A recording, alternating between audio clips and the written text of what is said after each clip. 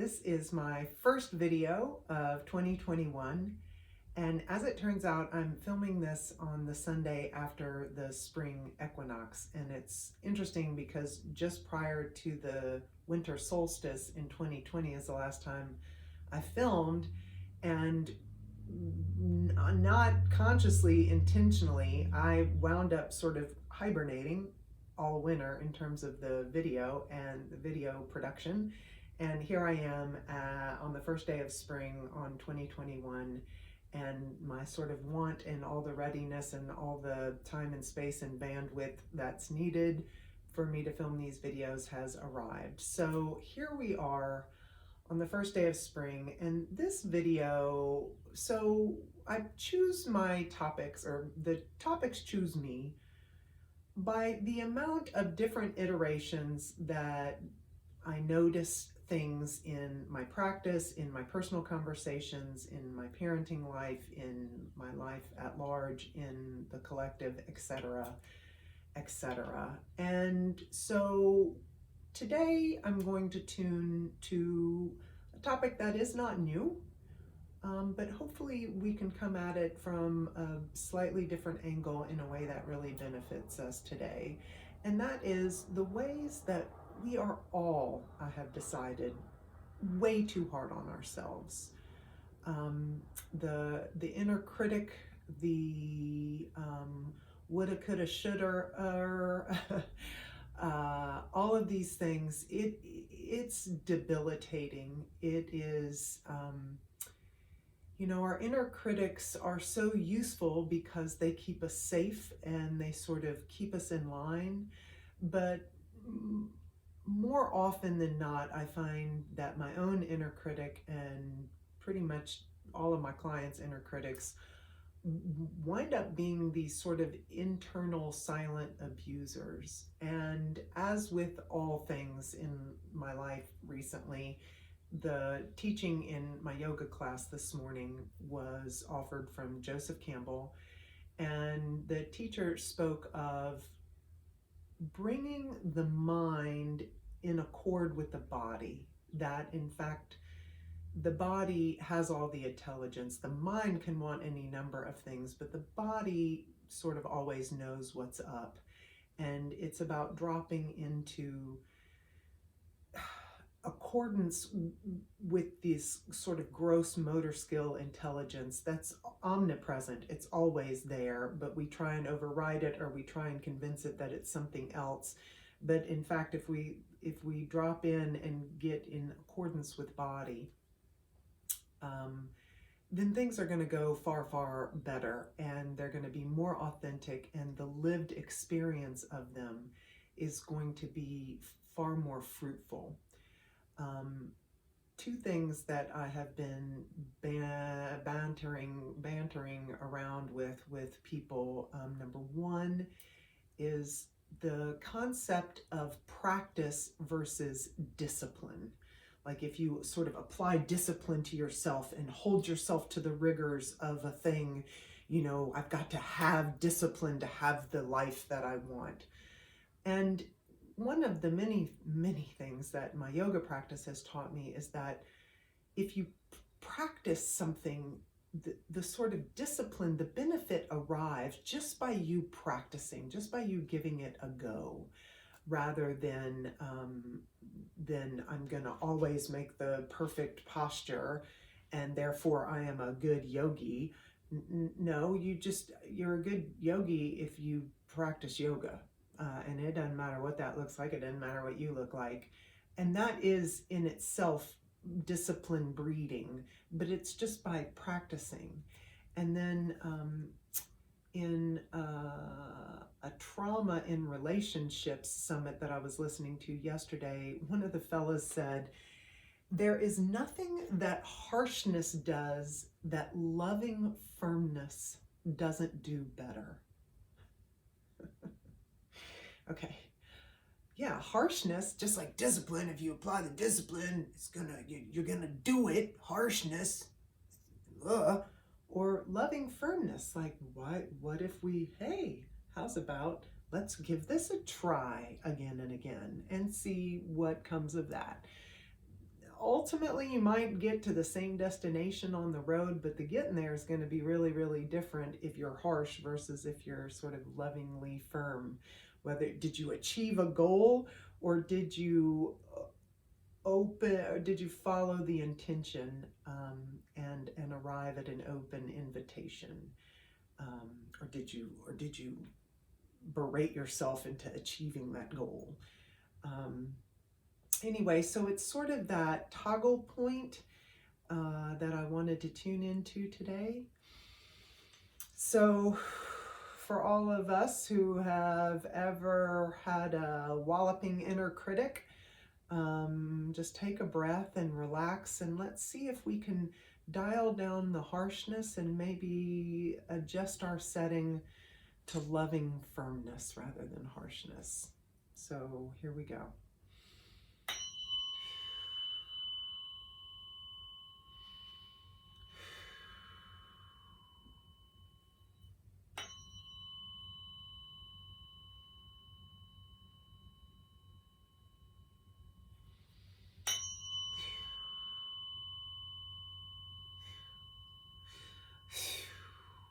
Okay. Whew.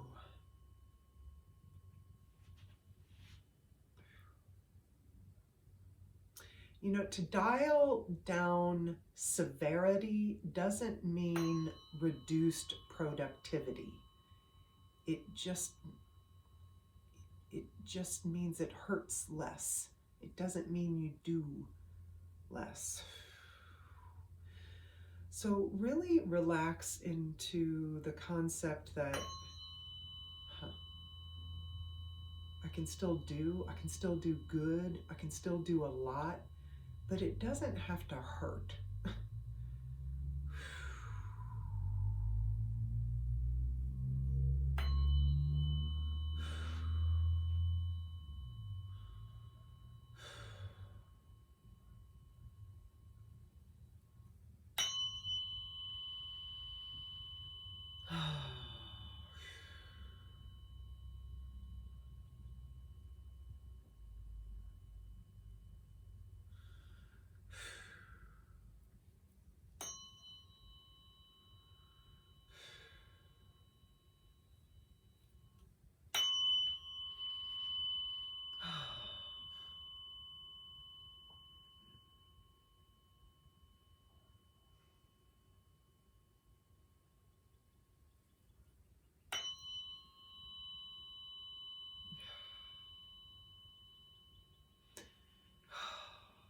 Okay. So I've changed my setup in the videos a little bit. I may or may not keep with this new layout, but without having moved a lot, I've actually moved the hologram of the collective energy body that I'm tuning, and I'm just above our collective head. And the stress, the exhaustion, the mental habit of browbeating ourselves. Yes, it is browbeating. You know, we've normalized, like, this is,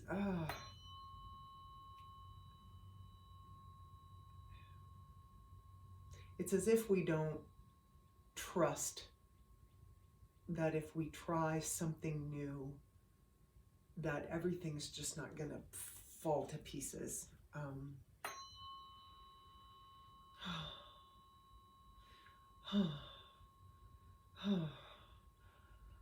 It's like we're caught between a rock and a hard place of exhaustion and anxiety.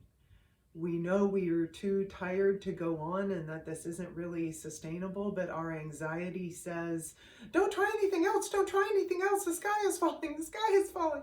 And it's, oh, whoo, whoo. Okay, so let's just, for this moment, hang that on a hook on the wall, and just let's suspend everything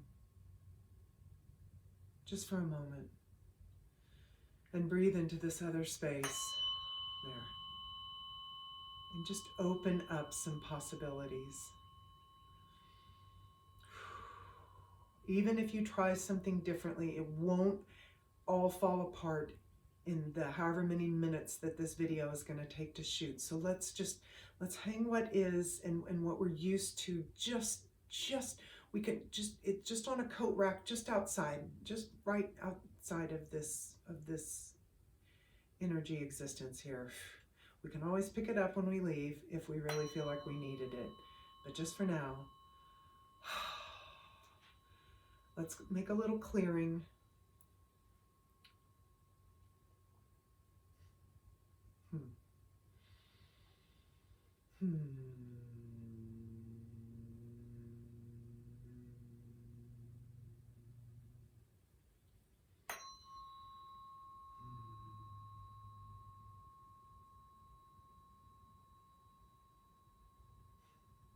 You know, in French, so the concept of bringing the mind into accord with the body, you know, d'accord in French means okay. And everything is okay. If you are here, and if you're alive and if you made it this far, then you're doing well. Then in this moment, just for this breath, even if you're hurting, even if things are uncertain, even if you don't know, it's okay to not know.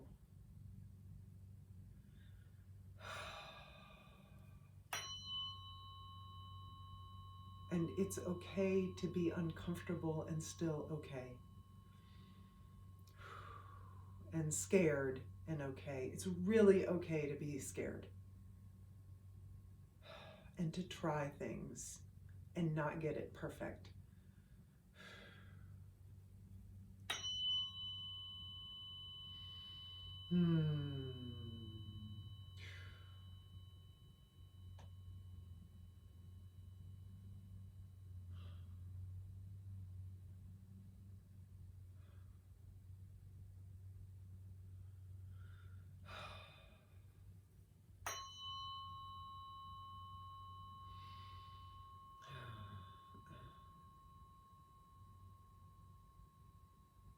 It's okay to practice things.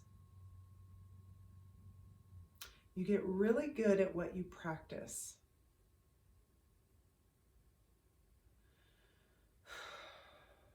So if you practice beating yourself up, you can get really good at it. Or if you practice loving firmness with yourself, you can get really, really good at that.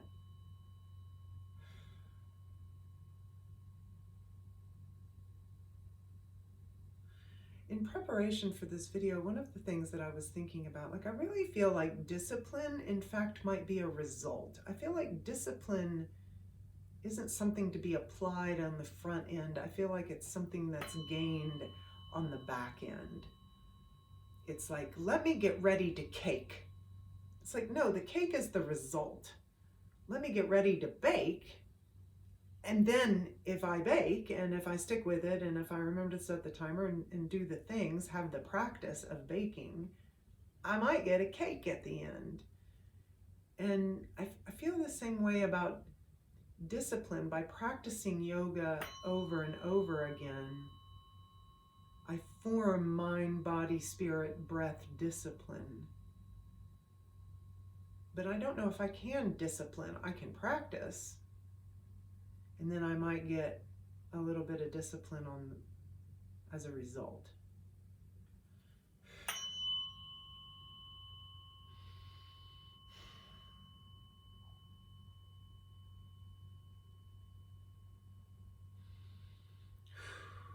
All right, and quickly I'm just going to check in where on the energy body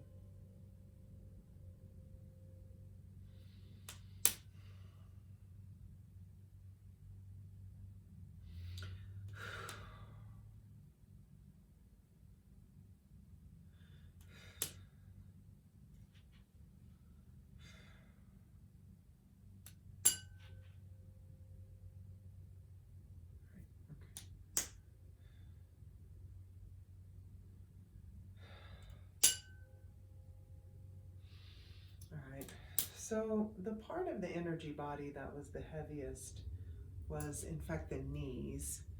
And the energies of the knees, the knees are very kinetic.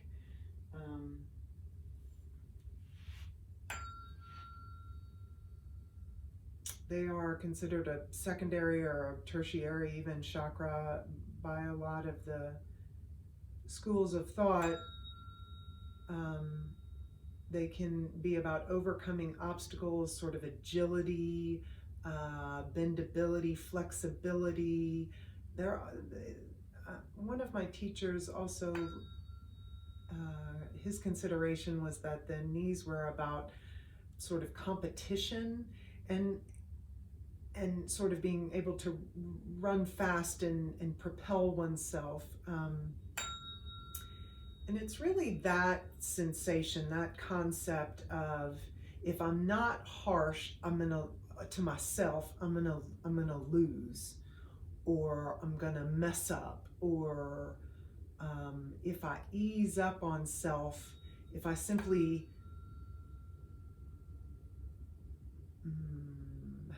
follow the intention of simply practicing, and if I don't berate myself towards some sort of perfect discipline, everything will be a wash. Everything will be for naught. And so I really just want to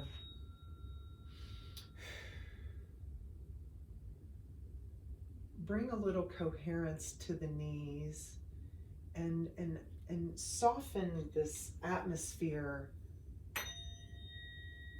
around the knees.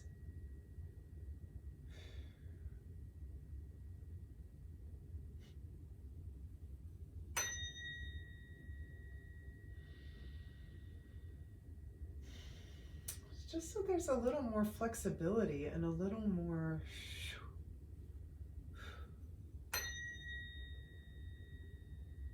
possibility. An expression that I've always hated: there's more than one way to skin a cat. Like, I don't know. I truly, I don't know what a feline ever did to anybody to make them say that. But the point is that there is no one right way to do a thing. And one of the refrains that has been coming up in a lot of my private sessions is, you don't have to worry about getting it wrong, because there's no getting it right. Like, y'all just try a thing, and what's right for you, what's true for you, what's going to work for you may or may not work for anybody else in the history of ever. But if it's working for you, thumbs up, keep rocking it out. Breathe. Ooh.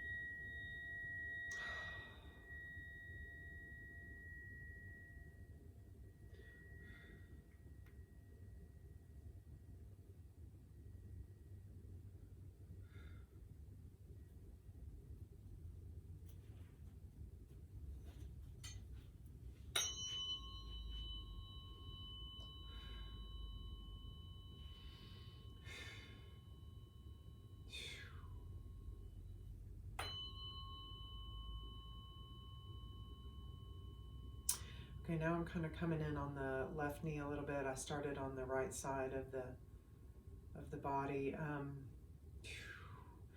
Wow. Okay. All right. Wow. The belief systems that we have on this left side,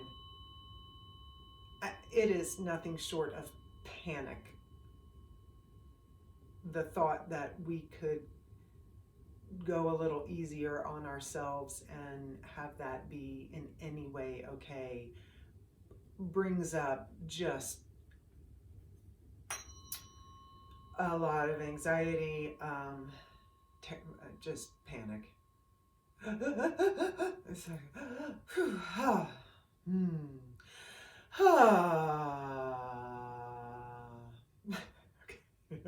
I'm gonna dance. Okay, it's okay. It's okay. You can try a thing. You can try a thing, and if it doesn't go great, the world's still gonna go around in a circle, y'all. It's okay. It's okay. Whoo! Ooh! Whoo! Like, look, I just jumped around like a goofball on YouTube. Yes. Yep. Oh, and guess what? You know, they're probably not going to take this video down. Whatever. It's going to be okay. It's going to be okay. It's going to be okay. Whew. It's going to be okay. If anything, gosh, y'all, this past year, this past year has taught us that we can seriously not know and things keep on going. Like, what? The universe shut down. Oh, but we still ate. We still had some kind of commerce. Some people still have their jobs. A lot of people still have some housing. A lot of tough stuff happened, y'all. I'm not belittling that. A lot of tough stuff happened, but a lot of kind of awesome things happened too. And if we, wow, it just changed. There we go, right? If you survived this last year, you guys, be brave enough, be bold enough to bring the mind into accord with the body. Just give it a try. Be brave enough to play. Be brave enough to practice. Be brave enough to do something poorly, to really suck at something new for just a minute to see if it feels so much better.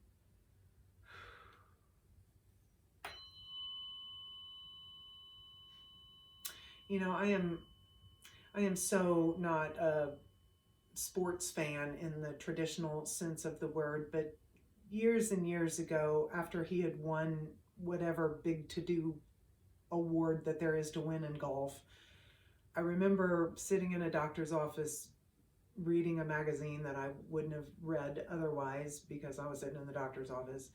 And I read that even after winning the whatever cup or whatever it is, prize, that Tiger Woods completely changed the way he held his golf clubs, the grip that he had.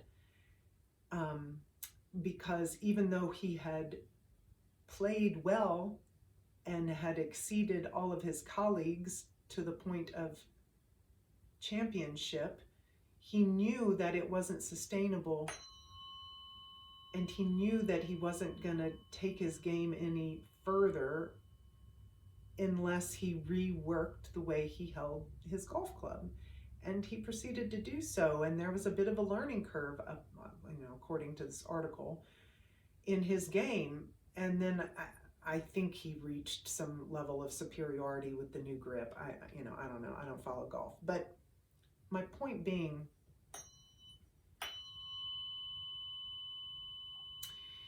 if you're brave enough to practice a thing, and if you're brave enough to be really sucky at something for just a few minutes,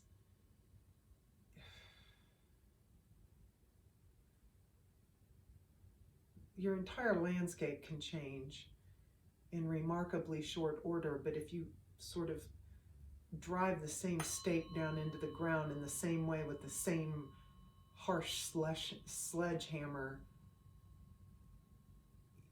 there leaves no room for evolution.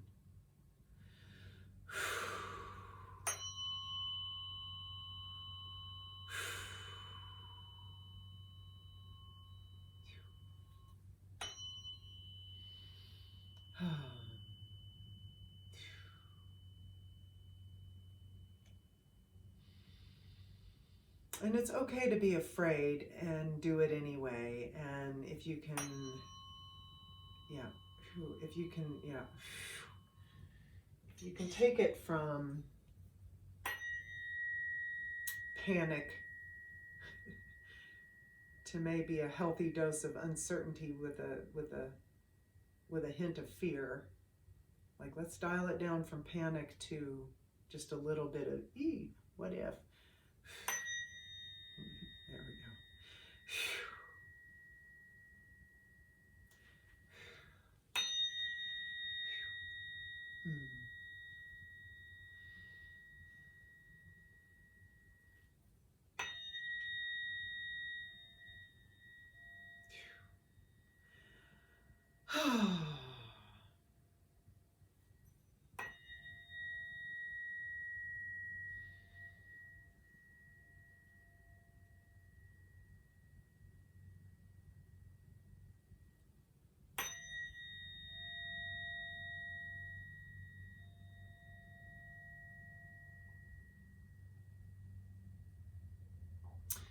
Okay, the sort of last insight as I'm dropping this in, the last thing that's coming up is, you know, if you're worried about what people are going to say, or if you're worried about trying to convince other people to sort of endorse your new way of being, don't worry about it. Like, just hold your own counsel on this just for a few minutes, and then after it goes well, then you can say, hey, guess what, I did this thing a different way. I approached life with this whole new from this whole new angle. But sort of in the interim, it's okay if you hold your cards a little close to your chest on this one and just sort of, ooh, hee hee, yikes. That's what happens when you stick a tuning fork in a light fixture. Huh, don't try that. Don't try that at home. All right. There we go.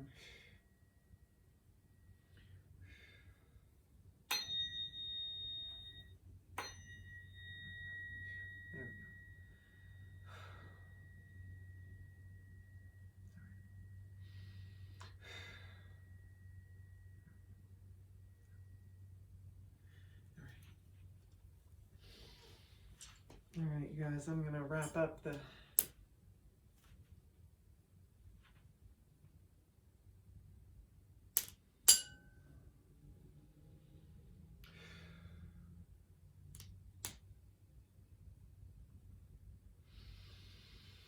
nice big deep breath.